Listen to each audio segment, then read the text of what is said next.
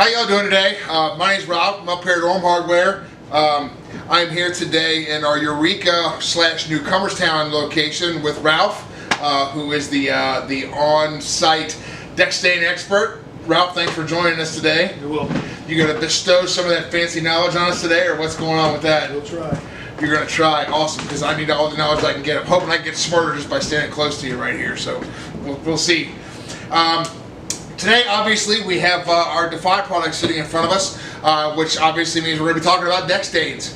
We're going to go over some of the key points in between of the various styles and makeups of deck stains as we go along, and Ralph's going to give us some great pointers on how to ensure that you're using the product correctly, choosing the correct product, as well as some stuff you should have when you're applying and prepping your deck. Before we get too far into that though, we are going to talk a little bit about Defy Deck Stain because we have recently announced that we are going to partner up with Defy. We're very proud as a company, the Orm Hardware company is very proud to announce that we're partnered up with them because they are a company that is very like-minded to ours, Ralph. You know, they're a family-owned company, relatively local. They're based out of Richmond, Indiana. It's a product that's been getting a significant amount of momentum recently. You can only get them at Do-It-Best stores. If any of you are familiar with Gary Sullivan, when he gets on the radio and talks deck stains, what's he talk about, Ralph? Defy deck stains. You're absolutely correct. Again, I'm going to try not to talk too much, Ralph. I'm just going to separate a couple of things real quick. When you're talking about your deck stains, you essentially are talking about three major categories, which then split off into two separate categories beyond that. The three major categories we're talking about are semi-transparent, solid colors, and elastomerics. Once you break into those, then those all individually can break into oil-based and water-based stains. So I'm going to go ahead and run through the basic difference between the semi-transparent, solid color, elastomerics real quick, and then we'll let you throw up some differences in the oil and water base, Ralph. Okay? So first off, what you need to understand about the semi-transparent stains. Semi-transparent stains are for when you're staining your deck and you want to show off how beautiful that wood is. It's going to show the wood a little more than some of your other coatings are going to be. You're going to see the grain, the tint that you choose on your deck stain color is going to tint that color of wood, but it's not going to be overwhelming and overpowering. You're still going to see how beautiful that wood is. When you get into the solid color deck stains, those are more like a paint. They're going to cover and hide a lot of the grain of the wood. It's for decks, in my opinion, that are a little bit further down their longevity, down the path of going to where you need to replace a deck. By no means does that mean it has to be in bad shape for you to put a solid color deck stain on there. It's a little more protective than semi-transparent, and it also covers the wood. Then you get into your elastomerics. Elastomerics are essentially a hard coating shell that you put around decks that they're pretty much on their last legs. When the decks, you know, it's just starting to peel up, you're starting to get a lot of splintering and whatnot. That elastomeric stuff will completely encase that. And just to touch on one more thing with your semi-transparents, you make sure that when you're choosing a semi-transparent, you're choosing a clear, which is essentially a transparent deck stain. Make sure you're looking at the product very carefully. A lot of those products out there that consider themselves crystal clear are not actually crystal clear, Ralph. They're a little bit cloudy. You actually have to add things to them to get that to be clear. Your Defy clear deck stains are crystal clear. You pour it into a glass of water, please don't drink it. But it's just as clear as if you're pouring a glass of water, right? Okay, Ralph, so we've differentiated between the major categories on the deck stains. Now I think it's a little bit a time for if you could give us some advice on separating the oil and water bases. Ralph, give me a little idea of what kind of drying time or areas of time without rain that you need to make sure you have on an oil base versus water base. Yeah, for oil base, you need a 3-day window. Before you can start. It has to be dry for 3 days. Where water base can be done after the morning rain. Absolutely correct, Ralph, and that's one of those reasons, Ralph, that people have identified August as a deck stain month, because historically all your deck stains were oil based, and you got to have that 3-day window. What month of the year is the driest? Absolutely, it's August, and what the problem then becomes is, Ralph, I heard something about how hot a deck can be when, in order to not apply a deck stain properly. Yeah, usually you're safe under 90 degrees. Under 90? Yeah. And now I think I heard somewhere that if you try to walk barefoot on your deck and it burns your feet, it's too darn hot. So realistically, I know me growing up, my dad always had me out there in August because there was no rain in August. Well, that was probably the worst month because of the high temperatures and whatnot. So that's pretty informative. Now, as far as preparing your deck, Ralph, you know, oil-based versus water-based, is there a lot of preparation for one and not the other, or? Yeah, you have to strip off all the oil for the oil base. It's got to be stripped, so you got to strip it off. Is that for each application? For each, yeah, every time you go to redo the deck. Oil-based. Now, what about water-based? Water base, you clean it. You can apply the cleaner, and then the brightener. You stain it, and then it's good for 5 years. And what about maintenance coats? I know you said that oil-based, you actually have to strip it back down. What about a maintenance coat on a water-based? No, you just got to wash it, clean it off with a water hose, garden hose, and then you can restain it as soon as it dries. Any particular kind of water of dish soap, Ralph? I'm trying to help you out here. Try and true Dawn dish soap. Dawn dish soap. Dawn dish soap. Pay him. Okay, I'm just kidding. Ralph's already sick and tired of me. It's been 2 minutes into this video. Yeah, so you know, as far as your prep work, the maintenance coats, Ralph, you can get up to 20 years on maintenance coats with a water-based deck stain. That oil-based, just with cleaning it before you got to strip it back down. Oil-based got to be stripped down pretty much every year, man, because that stuff gets stuck into that wood. So that's another huge benefit. What about drying time, Ralph? I mean, how long do you have to have once you apply an oil-based versus a water-based? It takes a couple days. A couple days on oil-based. Now, what about water-based like the Defy? If I put that down today, how soon can I start putting furniture on my deck? Probably tomorrow morning. The next morning. Yeah. That is huge for when you're going to get back some activity to your deck. One thing I do want to point out, Ralph, before we dive into the next part of this is when you guys are choosing your oil-based or elastomeric stains, make sure that you're reading the back of your label. And actually it says on the back of the Defy, read this entire label. They're not hiding anything. A lot of these companies with the oil-based and elastomeric stains, they will not guarantee your product in the fine print unless you coat all 4 sides of that board with their deck stain. Hey Ralph, when's the last time you stained the other side of the deck? Never. Never. I'm going to tell you that I don't know anybody that ever has. Sometimes it's darn near impossible to even get under the other side of the deck. So make sure that you're looking at that kind of stuff before you do that. And when you're getting into prepping your deck, we are a rental house here, and what's probably the most common question you get? We have sanders. What's the most common question you get on sanders? Do not sand the deck. Absolutely right. People will come in here trying to get a sander to sand their deck down. You're damaging your wood. There's no reason to get that down. Even the worst stuff, you know, some of that really thick coated oil base solid color deck stain, the stripper will take that stuff down. There's no reason to go sanding your deck. You're taking your wood down, you're getting rid of the grain, you're just not doing your deck any favors by trying to sand it. And the last thing that I'm going to touch on before we completely turn things over to Ralph is new decks. If you guys are putting up a new deck, you need to make sure that you're getting 2 full seasons of weathering on that wood before you try to put a deck stain on that. That treated wood has got to have time to cure correctly before you go applying that. And Ralph, what about, so we get those 2 full seasons, what should we do? I mean, should we still clean it? I mean, it's new wood, but it's still 2 seasons. It needs to be cleaned. Absolutely. I mean, think about throwing a white cloth down that wood for 2 full seasons of weathering and see what happens to that white cloth. All that stuff's happening to your wood. It's pretty important that you give your brand new treated wood deck 2 full seasons of weathering before you run a stain on there. Essentially, Ralph, every single deck stain, every one of them has an application date and a failure date. What you're getting ready to tell us is the steps that you take to keep those 2 as far apart as possible. Every step that Ralph's about to tell you that you decide you're going to bail out on, it brings those 2 days closer together. You want to get as much time in between those as possible so you don't have to go out there every year and stain your deck. Okay? So Ralph, let's talk about the steps. Okay, Ralph, now it's my turn to just be the pretty guy with the mouth shut, just modeling stuff. as you talk about things. So, Ralph, there's 5 things that you told me earlier that everyone who's going to prep and stain a deck needs to have. Let's talk about those 5 things. You need a 5-gallon bucket. 5-gallon bucket. This one here happens to be a fabulously beautiful crimson and gray warm hardware bucket. You got plenty of these, Ralph? Plenty of them. Plenty of these. Awesome. What else we need, Ralph?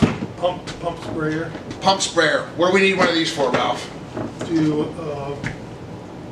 apply the cleaner and the brightener. Okay, so this is for chemical application. Yeah. Do we need an expensive one of these, or can it just be a cheapo off the shelf? Go off the shelf. Yeah, so these things will last even if you run chemicals through them. Just make sure that you are cleaning these thoroughly. You can get a lot of time out of them. The problem that becomes with these when they start to fail is if you are running chemicals through them and you decide just to put it up on the shelf and forget about it, those chemicals eat into those seals. So just a little side note on those pump sprayers. What's next, Ralph? Strainer. A strainer. Why in the world would we need a strainer? Once you mix the chemical, well, you start with the cleaner. When you mix the chemical in there, it may not all dissolve. So before you put it into the sprayer, we put the strainer in there to make sure we get all the lumps out. Okay, for straining some of the cleaning chemicals out. I think he's going to talk more about that here in a minute, but right now I'm just showing off cool stuff. All right, number 4, where we got? Power washer. Ralph, I don't have a power washer. What in the world am I going to do? Rent one from Warms. Rent one from Warm Hardware. That's absolutely right. And folks, there are products out there. I know that I'm going to jump in here real quick and talk about that. Pressure washers are the preferred method. It's going to make your job 10 times easier. It's going to go more quickly. There are products on shelf that they sell here. The first one that comes to mind is the little big shot nozzle you can throw on a hose. It gets your some added pressure out of your line, out of your water line for your garden hose. The little big shots, little side note, are actually assembled by disabled American veterans. I don't know if you knew that one or not, Ralph. But they do sell those on shelf here. It's going to take a lot longer if you're using that. But if you don't want to go through running a pressure washer, you do have other options. Okay, Ralph, what we got next? A long handle brush. Soft. A soft long handle brush. You're gonna get mad at me if I start brushing that. Okay, What's left up there? I'll do it to mine. So these are actually on the display over here at Orm Hardware when you purchase it. The soft brush is pretty important because it does soak up some chemicals. You don't want to roll it. You want to make sure you're using one of these brushes, and this does fit right down into that 5-gallon bucket, so when you're putting your stain together. We do highly recommend, though, if you're going to purchase one of these soft long handle brushes, that you test it out on Ralph's head first to make sure that it is soft enough for the application process. You're very welcome, Ralph. I appreciate it. He's going to punch me in a minute as soon as that camera turns off. Okay, so those are our 5 things, Ralph. We got everything. We're prepped. We're ready to go. Let's talk about the 3 steps. We're going to clean it, brighten it, and then we apply the stain. Clean it, brighten it, and stain it. Okay, so on cue, let me grab the cleaner. Ralph, tell us about this cleaner, how we're going to do this. We're going to put 4 gallons of lukewarm water in the bucket and then dissolve that into the 5 gallons. Does it matter if I put this in first or the water first? The water first. Why is that? Because of the chemical reaction. Absolutely, you'll get like a lava flow coming out the top of that thing, and it's not going to mix properly. So, all right, Ralph, you've talked me into it. We've got our lukewarm water filled up in there. We've got our chemical in there. Now what? Now we put the strainer in and we fill that fancy strainer we were talking about. Here it comes. You're going to strain all that out. Why are we straining that out one more time? For the undissolved chemicals. Right. I mean, it's very difficult to get every single one of these granules. This is a granule product. It's very difficult to get every single one of those granules to dissolve in that water. You want to make sure that it doesn't go into your sprayer. Right. Okay. Ralph, how do we apply it? What do we do now? We've got it in our sprayer. You spray it after the deck has been cleaned with the power washer first. You come in and you spray that down across the whole deck. Spray it down. Should we wet the wood before we spray that down? Well, it depends on from the time you've done the power washing till you do this. If the deck is still wet, no. If not, you can water it down. Okay, yeah, awesome. So, Ralph, how long should we leave that chemical on there before we start trying to take it off? 15 to 20 minutes. 15 to 20 minutes. How do we take it off? With power wash. Power wash. Who doesn't love power washing? Where are we going to get that power washer? From Warms. Warm Hardware, that's right. Awesome. And again, one more time, if you don't have that power washer access, get yourself something a little more high pressure, and you can get that stuff off of there. So, okay, a little bit of a left turn here, Ralph. Stripping is not one of the 3 steps that we're talking about, but we need to touch on it because this will be the appropriate stage if you have a solid color or a solid color or really difficult to get off semi-transparent. You're going to have to do what to it? Run the stripper through it. Yep, you always want to run the stripper. So the stripper is right here. So Ralph, let's talk about this stripper. Is this safe? I got plants under my deck, buddy. Is this safe to use? Nope, it'll kill the plants. It'll kill the plants. Well, since we're talking about this, what about that cleaner? The cleaner is safe. The cleaner's okay? Yes. Okay, awesome. So this stuff here, how do we do this? Does this need to be diluted? No, that's straight into the sprayer. Straight into the sprayer.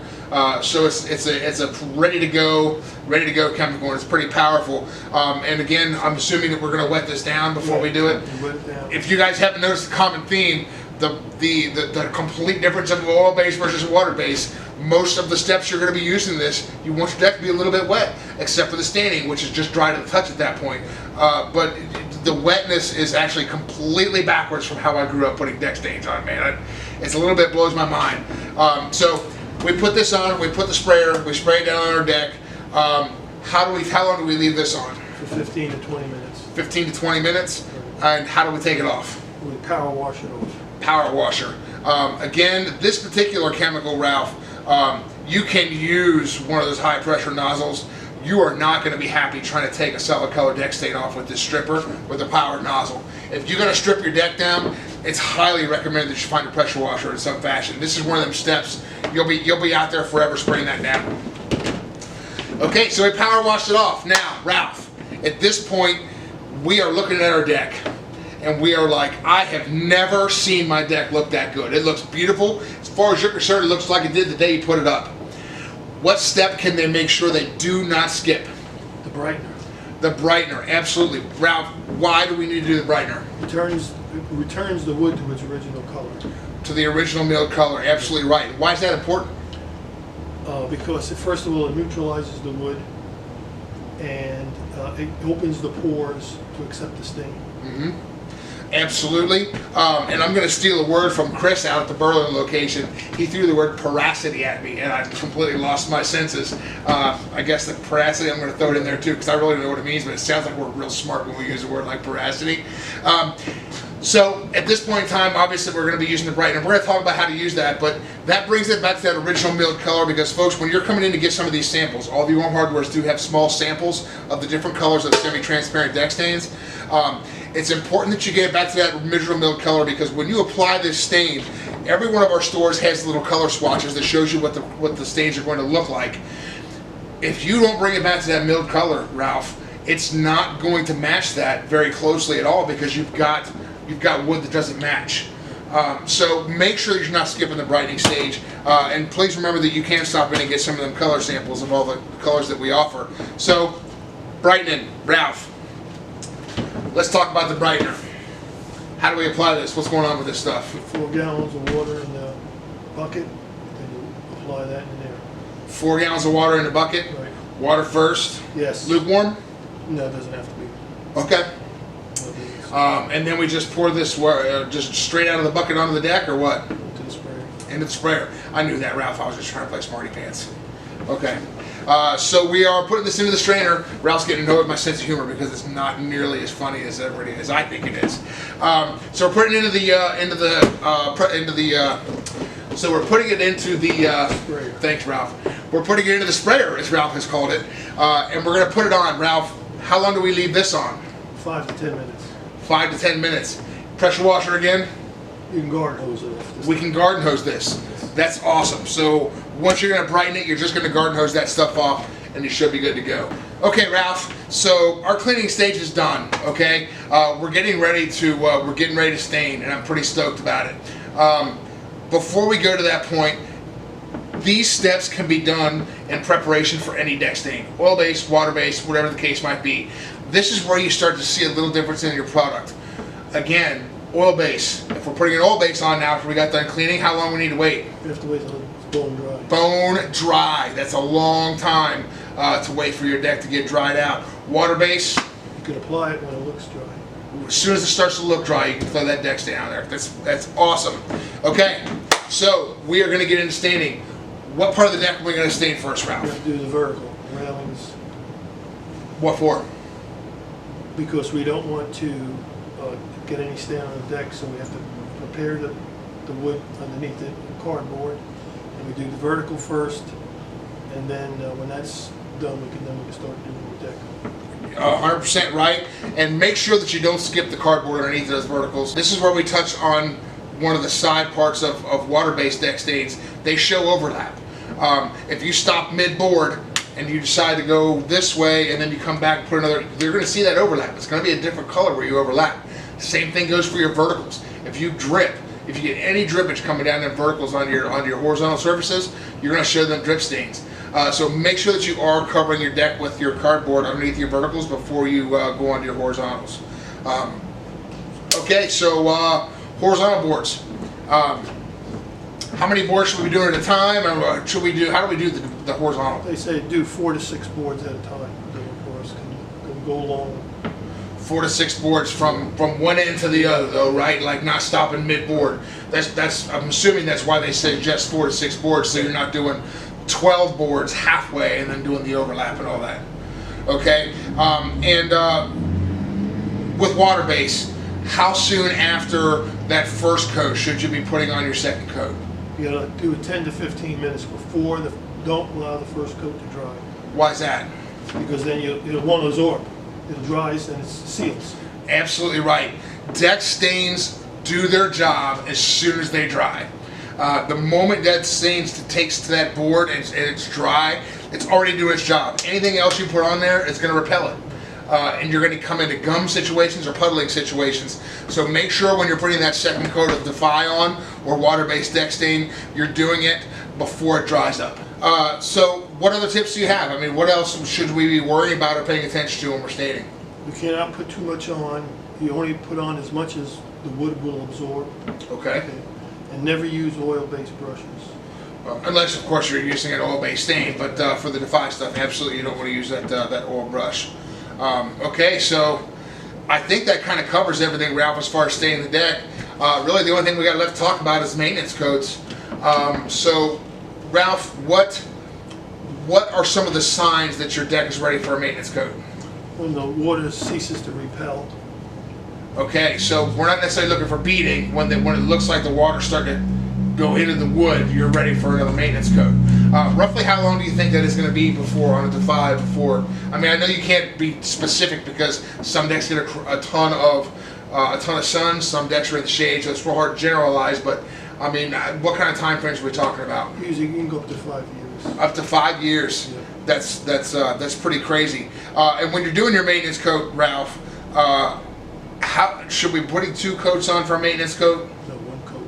Just 1 coat? Just 1 coat. Do we have to clean the deck before we do that maintenance coat? Wash the deck with the Dawn dish detergent.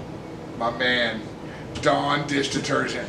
Okay, so yeah, just 1 coat. And you're looking to get in possibly 20 years, guys, out of your deck stains if you're using Defy with maintenance coats. That's a pretty big deal because, Ralph, I mean, growing up, my dad used Thompson's, you know, and nothing against Thompson's, but every year, he had me out there every year reapplying that Thompson's. This stuff, you can get up to 5 years out of it before you worry about putting another maintenance coat on it. Now, the one thing I will say is when we're talking price points, Thompson's is probably about $27-30 a gallon, somewhere right around there. What's this stuff going for, Ralph? $49.99. Right about $50 a gallon. Yep, it's a little bit more expensive, but you have to take into consideration how much time you're going to get out of that product and how much easier it is to apply it when you're putting on maintenance coats. It's far worth the money to be able to do that kind of stuff. Okay, Ralph. So I know that you've got some pretty good chemical knowledge as far as how this works and why it works so well. You want to tell us about why Defy does such a great job? Because it's got special UV protection. It's got zinc nanoparticles in it, and that gives you the better protection for the wood. For UV lights, UV radiation. I am going to try and pretend like I followed you right there, Ralph. But you start talking about chemicals, I'm not that smart. But I do know that I've heard that phrase tossed around before, zinc nanoparticles. I know that it was a very specific design when they put that deck stain together, and that's one of the reasons it is the leading product out there. Absolutely. What else you got, buddy? It's a quality product. Quality product. Well, Ralph, people have to trust their local hardware store employees. If you were going to stain your deck, Ralph, this is the golden question. I'm not asking you to sales pitch anybody. I don't want you to make any money off of this. I want you to give me an honest answer. What deck stain does Orm Hardware sell that you would choose first? No, I'm going to try this. You're going with the Defy when you put yours on. That's awesome. That should say it all, folks. I mean, you know that when you come into your local hardware store, when an employee tells you this is a product that they use, you can pretty much guarantee that they've run the gamut on everything else before they center it in on that one product. I think it says a lot, Ralph, that you're willing to try that on your own because you're ready to go that direction. That's pretty much all you really need to know about the Defy decks. Folks, if you have any questions, hit us up at www.ormhardware.com. We'll have a lot of videos up on there and some links to some of the Defy websites as well as other deck staining websites. And you could also reach us here at the hardware store at, what's the phone number, Ralph? 498-8131. 498-8131. Mary'd be proud of you because you dropped that number right off the top of your head like that. Any questions, folks? Ask anybody here at the store. Give them a call. Ralph is the in-house expert, but he's been conveying all this information to the rest of the staff. Anybody here can give you a hand. So please stop in and see us. Hopefully you choose Defy. Remember, the Orm Hardware Company is your hardware company. Thank you.